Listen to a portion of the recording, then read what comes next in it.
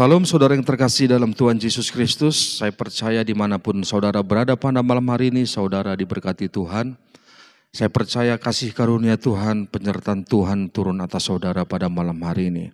Dan pada malam hari ini adalah ibadah tengah minggu, ibadah pray dan worship. Dan untuk itu Bapak Ibu, mari kita persiapkan hati kita.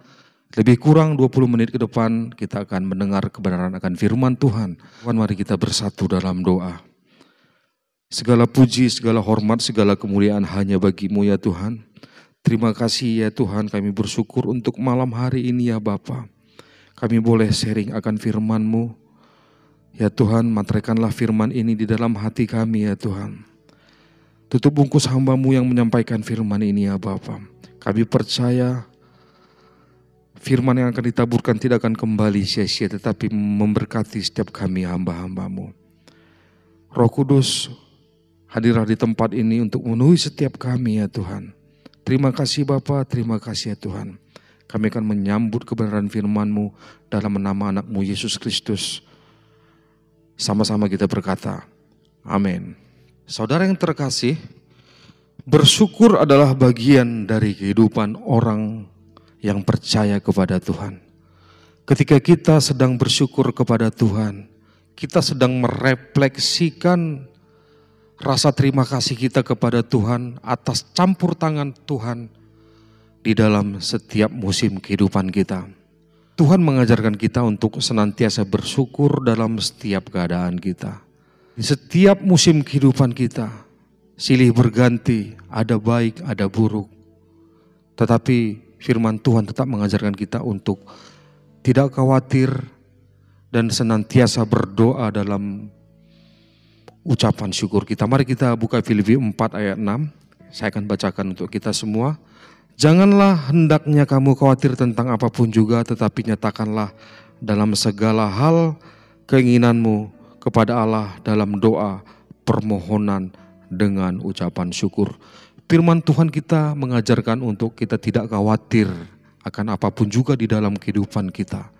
Karena Roma 8 ayat 28 berkata, Tuhan turut bekerja dalam segala hal untuk mendatangkan kebaikan bagi orang yang mengasihi Tuhan dan yang terpanggil masuk ke dalam rencana Allah.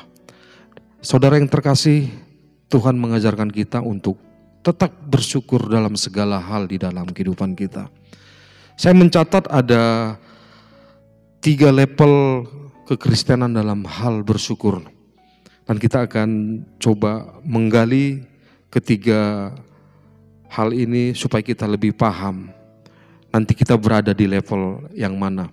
Ada 3 level kekristenan dalam hal bersyukur. Yang pertama adalah kekristenan yang tidak pernah mau mengucap syukur dalam segala musim di dalam hidupnya. Baik itu keadaannya baik-baik saja ataupun tidak, dia tidak pernah mau mengucap syukur. Ketika keadaannya baik-baik saja ataupun dia sukses di dalam satu bidang tertentu, maka dia tidak akan mau mengucap syukur. Dia akan mengatakan, ini karena kehebatanku, ini karena kekuatanku.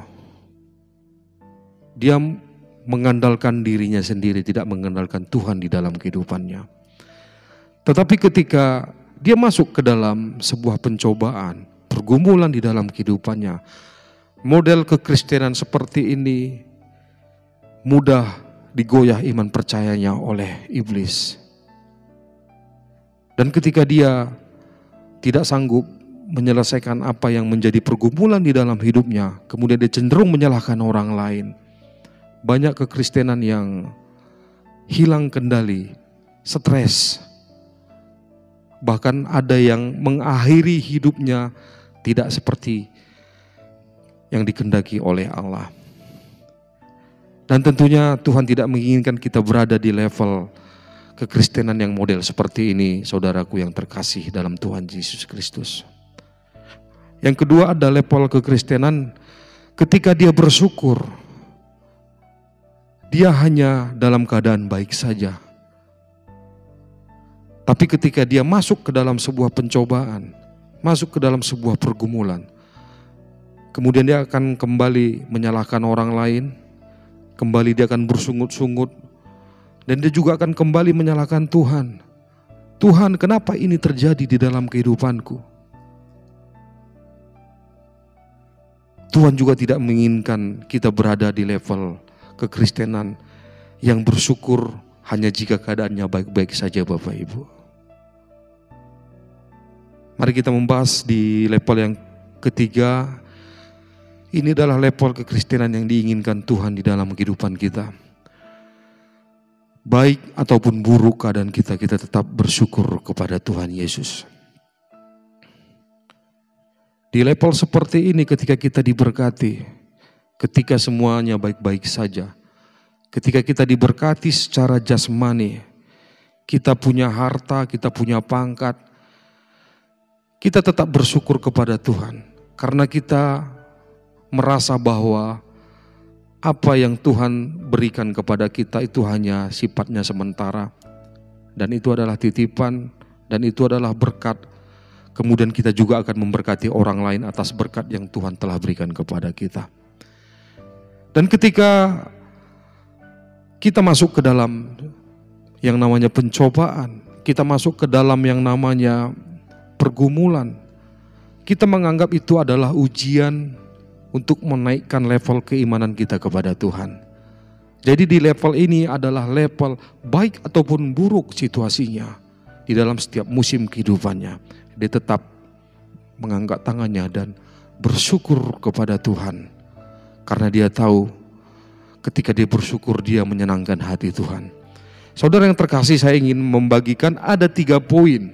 Ada 3 alasan yang saya temukan di dalam kebenaran firman Tuhan. 3 alasan mengapa kita harus mengucap syukur kepada Tuhan. Yang pertama, mari kita buka di 1 Tesalonika 5 ayat 18. Ini adalah kebenaran firman Tuhan Bapak Ibu. Ini adalah salah satu alasan mengapa kita harus bersyukur kepada Tuhan. Kita akan buka 1 Tesalonika 5 ayat 18 dan saya akan bacakan untuk kita semua. Mengucap syukur dalam segala hal, sebab itulah yang dikehendaki Allah di dalam Kristus Yesus bagi kamu. Saudara yang terkasih dalam Tuhan Yesus, Tuhan Yesus adalah teladan bagi kita semua. Ketika kita mengingat ada sebuah peristiwa ketika Tuhan Yesus melakukan banyak mujizat dan banyak orang mengikuti Tuhan Yesus. Ada 5.000 orang berbondong-bondong untuk mengikuti Yesus. Itu dicatat di dalam Yohanes 6. Ketika Tuhan Yesus memberikan makan 5.000 orang. Saudara yang terkasih, apa yang terjadi? Tuhan Yesus adalah teladan bagi kita Bapak Ibu. Ketika peristiwa itu terjadi, ada 5.000 orang datang mengikut Tuhan Yesus untuk melihat dan mendengarkan mujizat yang Tuhan lakukan atas kehidupan mereka. Tergeraklah hati Tuhan untuk memberikan mereka makan sebelum mereka pulang. Tapi apa yang terjadi Bapak Ibu? Logistik yang ada hanya 5 roti dan 2 ikan. Hanya itulah yang ada logistik pada saat itu. Secara logikanya, bagaimana mungkin dengan logistik yang hanya segitu bisa memberikan makan 5.000 orang Bapak Ibu? Tapi apa yang terjadi? Mari kita baca Yohanes 6 ayat 11. Ini menyatakan bahwa Tuhan Yesus adalah teladan bagi kehidupan kita dalam hal bersyukur Bapak Ibu. Yohanes 6 ayat 11. Lalu Yesus mengambil roti itu, mengucap syukur dan membagi-bagikannya kepada mereka yang duduk di situ. Demikian juga dibuatnya dengan ikan-ikan itu sebanyak yang mereka kehendaki. Saudara yang terkasih, Alkitab mencatat Tuhan Yesus saja bersyukur, saudaraku. Tuhan Yesus adalah teladan dalam kehidupan kita. Tuhan Yesus saja bersyukur. Dan tentunya kita sebagai orang yang percaya kepada Tuhan Yesus, kita juga harus bersyukur kepada Tuhan. Dan ketika itu apa yang terjadi? Ketika Tuhan Yesus bersyukur, terjadi berkat perlipat gandaan. Luar biasa. Dahsyat sekali Bapak Ibu. Dengan hanya logistik seperti itu, 5 roti dan 2 ikan mencukupkan kebutuhan dalam hal makanan untuk 5.000 orang. Sungguh luar biasa, beri kemuliaan bagi Tuhan Yesus. Saudaraku yang terkasih, itulah mengapa kita harus mengucap syukur kepada Tuhan di dalam setiap musim kehidupan kita. Saudara yang terkasih, kehidupan ini bukan bicara berkat saja, tetapi ada berkat rohani yang akan kita terima, yaitu melakukan firman Tuhan. Dan bagian orang yang percaya adalah salah satunya adalah mengucap syukur kepada Tuhan, karena itu adalah hal yang dikehendaki oleh Allah. Itulah yang pertama alasan kenapa kita harus mengucap syukur kepada Tuhan di dalam setiap musim kehidupan kita. Dan yang kedua, alasan kedua yang saya temukan di dalam kebenaran firman Tuhan mengapa kita harus mengucap syukur, kita buka di Mazmur 50 ayat 23a. Ini alasan kedua sesuai dengan kebenaran firman Tuhan mengapa kita harus bersyukur kepada Tuhan. Siapa yang mempersembahkan syukur sebagai korban, ia memuliakan aku.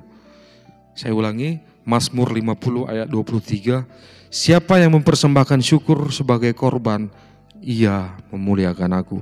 Saudara yang terkasih, Alkitab mengajarkan kita bahwa ketika kita mengucap syukur kepada Tuhan, kita sedang memuliakan Tuhan. Yang percaya katakan amin. Ada peristiwa yang dicatat di dalam perjanjian baru Bapak Ibu. Kalau kita mengingat ada peristiwa 10 orang kusta berteriak kepada Tuhan untuk supaya mereka dinyatakan kuasa mujizat Tuhan Yesus supaya mereka sembuh. Ke-10 orang kusta itu sembuh Bapak Ibu. Itu ada di Lukas 17 ayat 16, peristiwa di mana 10 orang kusta disembuhkan. Ke-10-nya disembuhkan Tuhan. Ke-10-nya diberkati Tuhan dengan mujizat kesembuhan pada zaman itu, pada saat itu. Tetapi luar biasa, hanya satu yang kembali datang, orang Samaria. Datang kepada Tuhan, berterima kasih, bersyukur, memuliakan Tuhan di dalam kehidupannya. Hanya satu yang kembali untuk mengucap syukur atas kesembuhan yang diterima oleh orang Samaria itu. Pertanyaannya yang 9 kemana? Hanya satu yang datang kepada Tuhan Yesus untuk memuliakan Tuhan pada saat itu. Berterima kasih kepada Tuhan. Bukankah akhir-akhir ini kehidupan kita juga seperti orang Samaria ini Bapak Ibu, atau 9 orang yang tidak bersyukur ini Bapak Ibu? Kita mendapatkan banyak berkat. Berkat kesehatan, berkat jasmani, berkat materi. Napas kehidupan yang kita terima di dalam kehidupan ini, bukankah itu patut untuk kita bersyukur kepada Tuhan Bapak Ibu? Jadi orang Samaria ini adalah orang yang kembali kepada Tuhan untuk mengucapkan syukur dan memuliakan nama Tuhan. Di dalam kehidupan ini Bapak Ibu, mari kita menjadi orang yang kembali kepada Tuhan untuk menaikkan ucapan syukur kita kepada Tuhan. Amin Bapak Ibu. Ada satu hal kegemaran yang saya sukai di dalam kehidupan saya dalam hal mengucap syukur Bapak Ibu. Ketika sebelum tidur di malam hari, saya menyempatkan diri saya untuk mengambil waktu 5-10 menit untuk mengucap syukur sebelum saya tidur. Karena saya sangat berterima kasih kepada Tuhan di sepanjang waktu saya. Di dalam pekerjaan sekuler saya, kemanapun saya melangkahkan kaki saya, Tuhan selalu senantiasa memberkati kehidupan saya. Dan ketika di malam hari sebelum tidur, saya mengambil waktu 5-10 menit untuk menaikkan ucapan syukur dan rasa terima kasih saya kepada Tuhan atas hari yang sudah saya lalui. Saya menaikkan ucapan syukur kepada Tuhan. Dan hal kedua, dalam hal mengucap syukur kegemaran saya ketika bangun pagi Bapak Ibu. Ketika bangun pagi saya juga bersyukur kepada Tuhan. Saya mengambil waktu 5-10 menit untuk bersyukur atas kebaikan Tuhan, karena Tuhan sudah memberkati saya dalam keadaan tidur. Tuhan memberikan saya napas yang baru, hari yang baru, kesehatan yang baru di setiap pagi. Saudara yang terkasih, Alkitab mencatat, yang pertama tadi adalah kita bersyukur karena itu adalah perintah Tuhan. Dan yang kedua, kita bersyukur karena ketika kita bersyukur kita memuliakan Tuhan. Saudaraku, mari kita memuliakan Tuhan di dalam setiap musim kehidupan kita. Amin Bapak Ibu. Yang ketiga, saya mencatat dan menemukan di dalam kebenaran firman Tuhan, mengapa kita harus mengucap syukur kepada Tuhan. Mari kita buka di Mazmur 118 ayat 1. Kita sedikit banyak membaca firman Tuhan Bapak Ibu, supaya kita mengerti apa yang dimaksud oleh Tuhan di dalam kehidupan kita dalam hal bersyukur. 118, Mazmur 118 ayat 1. Saya bacakan untuk kita semua. Ini adalah hal yang ketiga dan yang terakhir. Kenapa kita harus bersyukur kepada Tuhan. Bersyukurlah kepada Tuhan sebab Ia bahwasanya untuk selama-lamanya kasih setianya. Saya ulangi, Mazmur 118, bersyukurlah kepada Tuhan sebab Ia baik, bahwasanya untuk selama-lamanya kasih setianya.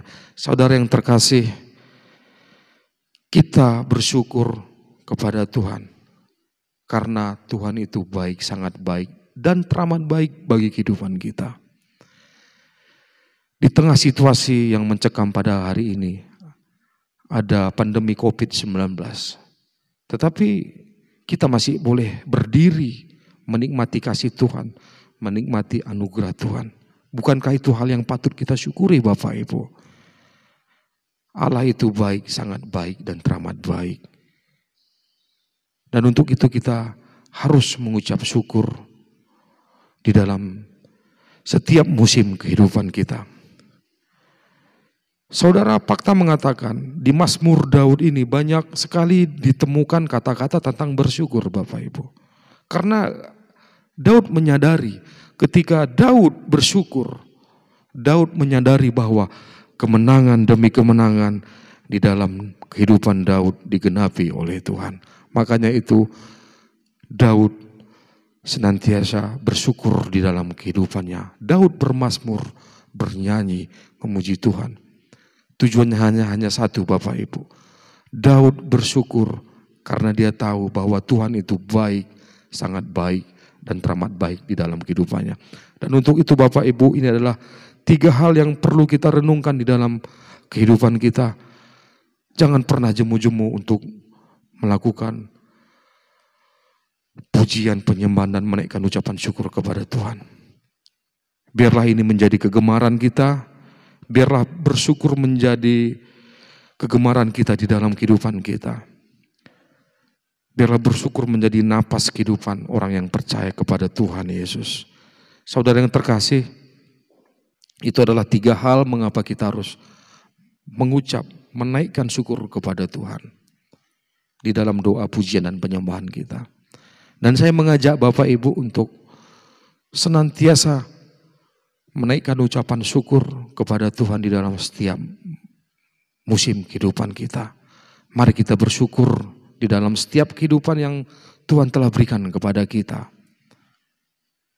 Firman Tuhan berkata, ada 3 hal mengapa alasan kita bersyukur.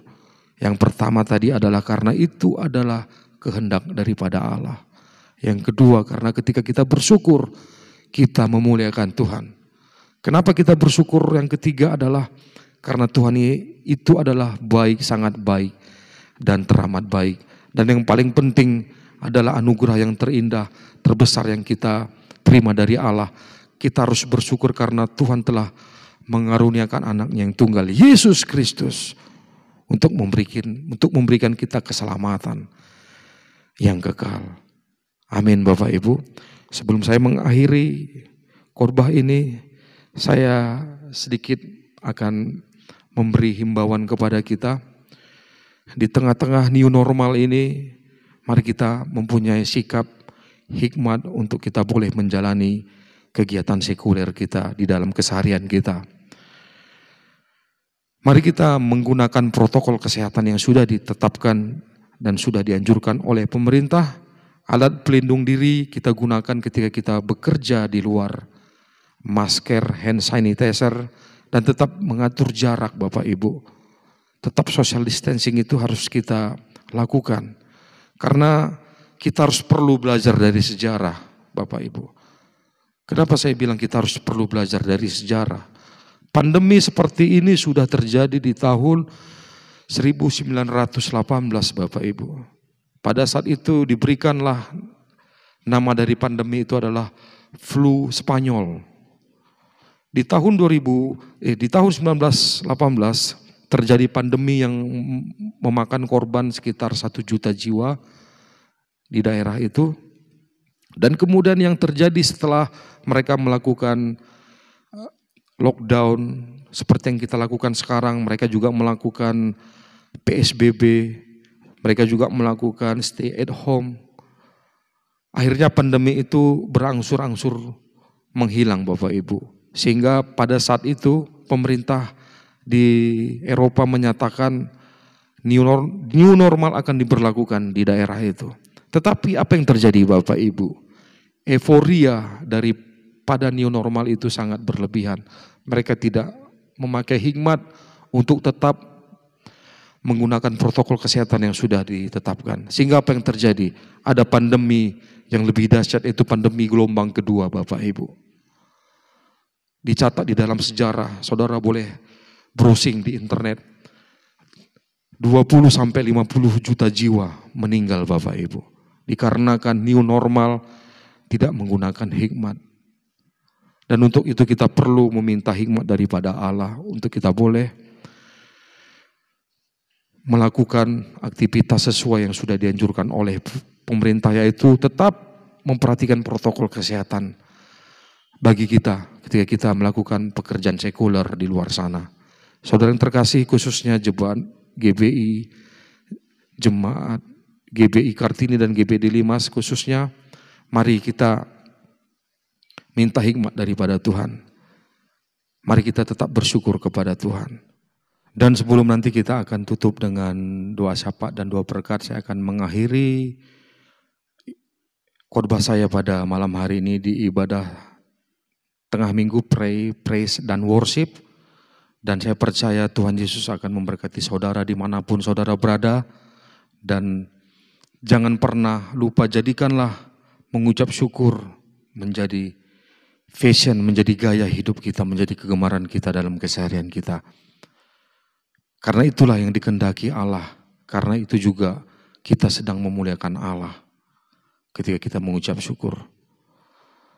Mari kita bersatu dalam doa. Terima kasih Tuhan, terima kasih Bapa untuk kebenaran firman-Mu yang sudah kami terima dan sudah kami dengar. Terima kasih Bapa, hamba-Mu sudah menyampaikan dengan sederhana apa yang hamba-Mu bisa ya Tuhan. Hamba-Mu terbatas oleh kata-kata, hamba-Mu terbatas oleh ide dan pemikiran terhadap firman Tuhan yang akan disampaikan. Tetapi hamba-Mu percaya Roh Kudus mengajari setiap jemaat-Mu dimanapun mereka berada pada malam hari ini. Berkati mereka ya Tuhan. Taruhkanlah roh yang mau mengucap syukur di dalam hati dan pikiran mereka ya Tuhan. Karena firman-Mu berkata, ketika kami mengucap syukur, kami sedang melakukan perintah-Mu dan kami sedang memuliakan nama-Mu ya Tuhan. Materaikanlah firman ini di dalam hati kami ya Tuhan. Berkati jemaat-Mu dimanapun mereka berada, berkati pekerjaan mereka, berkati kesehatan mereka, berkati apapun yang mereka butuhkan ya Tuhan. Terima kasih ya Bapa. Kau juga memberkati gembala kami di tempat ini, gembala kami Bapak Pendeta Benson Ari Manulang. Engkau memberkati hamba-Mu ini luar biasa ya Tuhan. Pakai dengan dahsyat. Berkati hamba-Mu ini kemanapun mereka pergi ya Tuhan. Berkati keluarga yang bertalian darah dengan hamba-Mu ini ya Tuhan. Terima kasih Bapa, terima kasih ya Tuhan. Kami percaya kami sudah menerima berkat-Mu ya Tuhan melalui firman-Mu pada hari ini. Dan sebelum kami kembali dari tempat ini ya Tuhan, sebelum kami mengakhiri ibadah ini ya Tuhan, kami ingin menerima berkat daripada Engkau. Mari saudara yang terkasih, mari kita arahkan hati dan pikiran kita akan menerima berkat dari Allah. Tuhan memberkati engkau dan melindungi engkau. Tuhan menyinari engkau dengan wajahnya dan memberikan engkau kasih karunia. Dan Tuhan menghadapkan wajahnya kepadamu dan memberikan engkau damai sejahtera. Pulanglah dan bawalah berkat dari Allah Bapa melalui anaknya Yesus Kristus dan persekutuan yang manis dan Roh Kudus menyertai saudara dan saya mulai malam hari ini sampai selama-lamanya. Saudara yang terkasih, yang percaya, sama-sama kita berkata, amin. Salam, Tuhan Yesus memberkati.